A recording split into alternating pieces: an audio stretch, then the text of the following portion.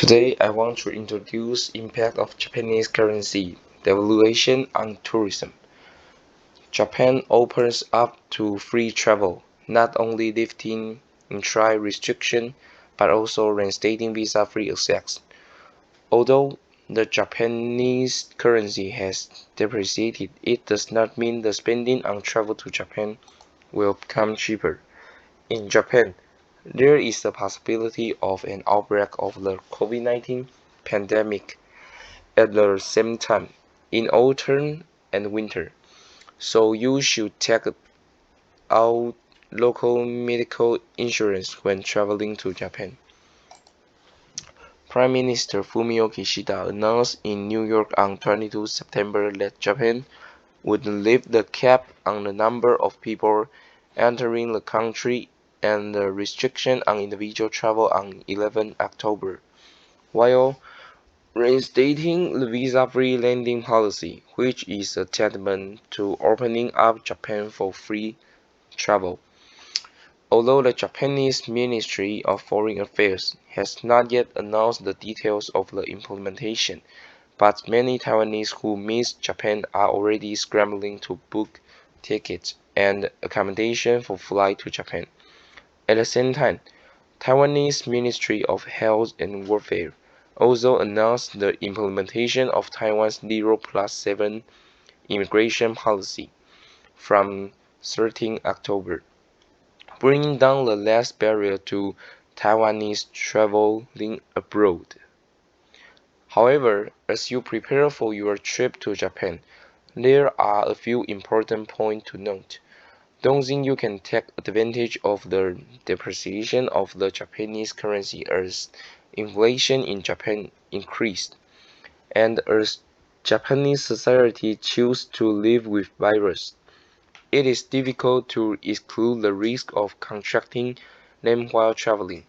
In addition, the post-epidemic era will see a change in travel patterns, with the old form of extensive and shallow travel likely to be replaced by in-depth travel. Since 1994, the annual price increase in Japan has been almost always below 1%. By 2012, the government, led by former Prime Minister Shinzo Abe, believed that the only way to stimulate economic growth was to maintain an annual price increase of 2% in Japan. The main reason why the Japanese index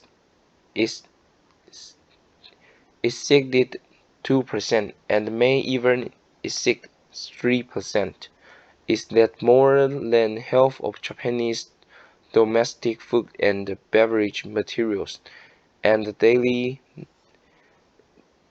depend on import. For business, they have to raise price and pass on the cost to consumers, but the actual profit has not increased, but become thinner.